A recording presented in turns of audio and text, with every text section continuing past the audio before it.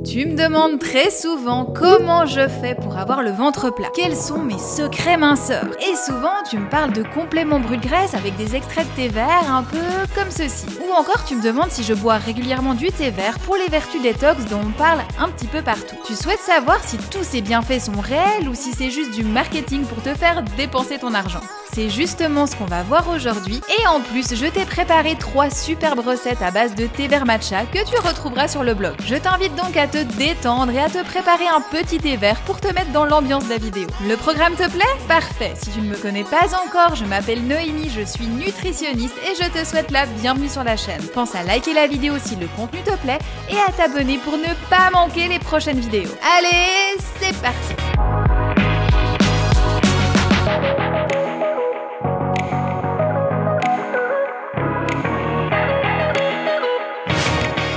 Le thé vert est le type de thé le moins transformé, les feuilles n'ont pas subi d'oxydation ou de fermentation, le thé est simplement séché, donc les substances actives naturellement qui sont présentes dans les feuilles sont préservées. Comme tu l'imagines, ce sont justement ces substances bénéfiques pour ta santé qui vont nous intéresser. Il s'agit d'antioxydants très puissants de la famille des polyphénols, en particulier les catéchines. Mais ce n'est pas tout, le thé vert contient aussi des stimulants comme la caféine et la théanine qui est un acide aminé.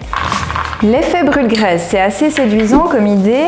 En gros, tu laisses ton organisme brûler les graisses tout seul. Toi, tu n'as rien besoin de faire. Voilà ce que ça veut dire l'effet brûle-graisse. C'est le rêve, non? Il reste à savoir si les substances actives qui se trouvent dans le thé vert peuvent avoir un tel effet. Et pour ça, on se tourne vers la science pour évaluer les effets concrets. Et il faut admettre que les preuves sont assez limitées. Il existe quelques études qui montrent un effet positif. Ici, on a une étude qui montre une augmentation de 4% des calories brûlées par le simple effet d'un complément à base de thé vert. Par contre, en toute honnêteté, je dois te dire que cette étude a porté uniquement sur 10 personnes et que des hommes. Et je relève que cette étude n'a duré que 24 heures, donc c'est clairement pas suffisant pour affirmer que le thé vert permet vraiment de brûler des calories.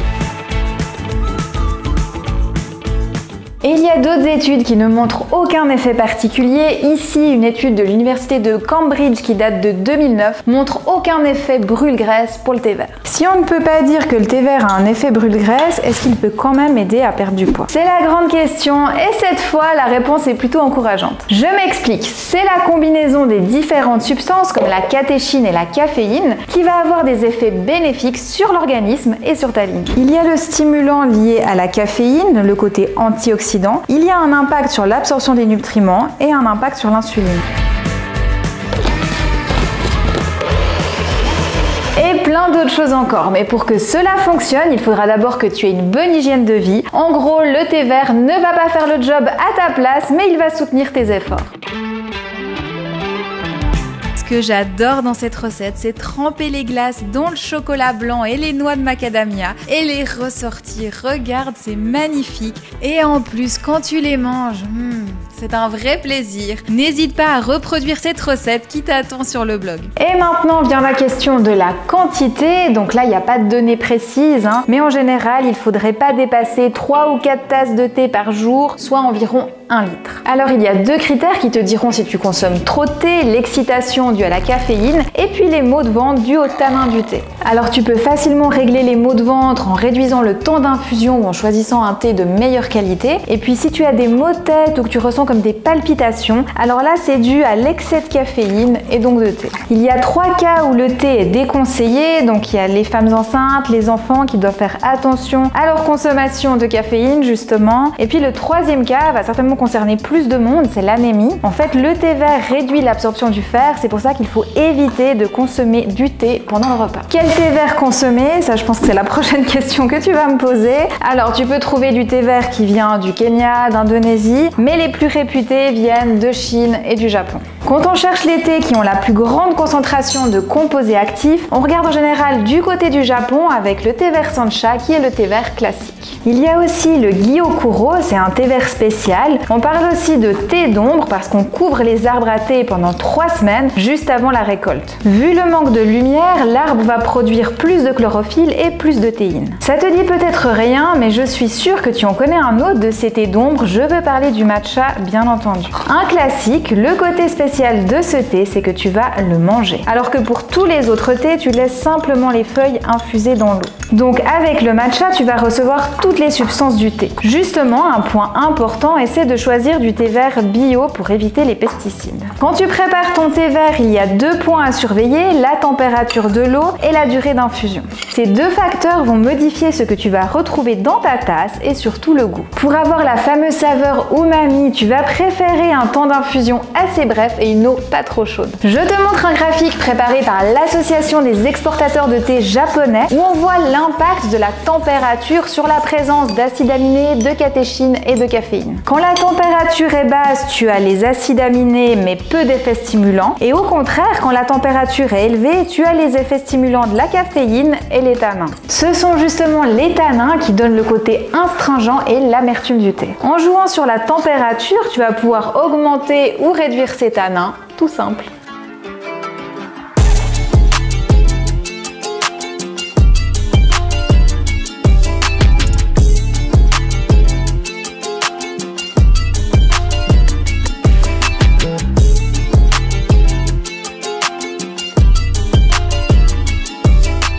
Une fois le gouglof cuit et refroidi, je m'attaque au glaçage, donc pour moi c'est la partie la plus gourmande. Et là je viens disposer mon glaçage tout autour du gouglof, je fais bien le tour. Et voilà, il n'y a plus qu'à découper de belles tranches, j'adore cette découpe bien moelleuse, on va se régaler. En termes de prix, c'est le grand écart, on trouve des premiers prix à environ 50 € le kilo et ça va jusqu'à 300 € pour un thé vert japonais de qualité. Ensuite il y a les thés premium et les grands crus, et là les prix deviennent carrément stratosphérique. Les thés japonais Gyokuro montent facilement jusqu'à 600 € le kilo, mais le thé le plus cher dépasse 1 million le kilo.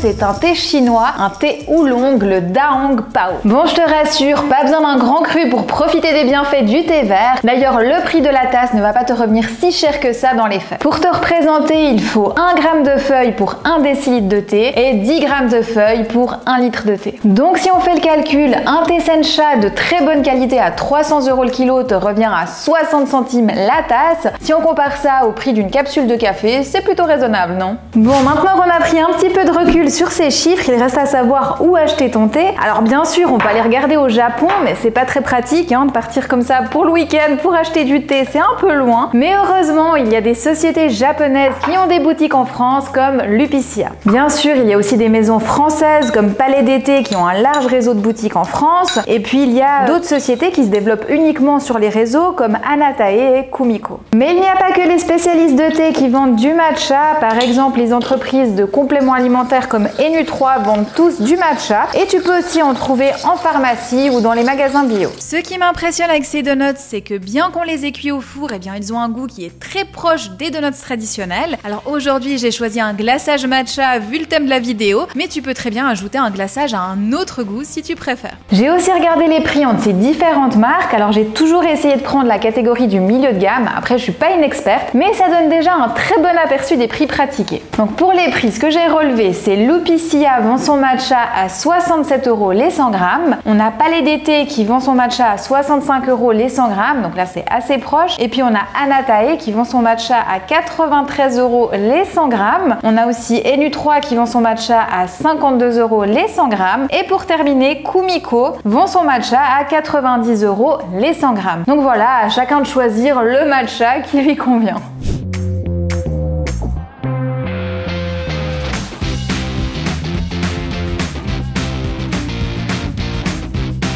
Donc oui, le thé vert offre de nombreux bienfaits pour la santé, mais contrairement aux publicités sur la perte de poids, ce n'est pas là que se situent ses bienfaits, même s'il peut y aider. Cette boisson va t'apporter des antioxydants et des stimulants qui vont renforcer ton système immunitaire et ta santé en général. C'est ça la force du thé vert, et c'est pour ça que je te recommande d'en boire régulièrement si tu aimes cette boisson.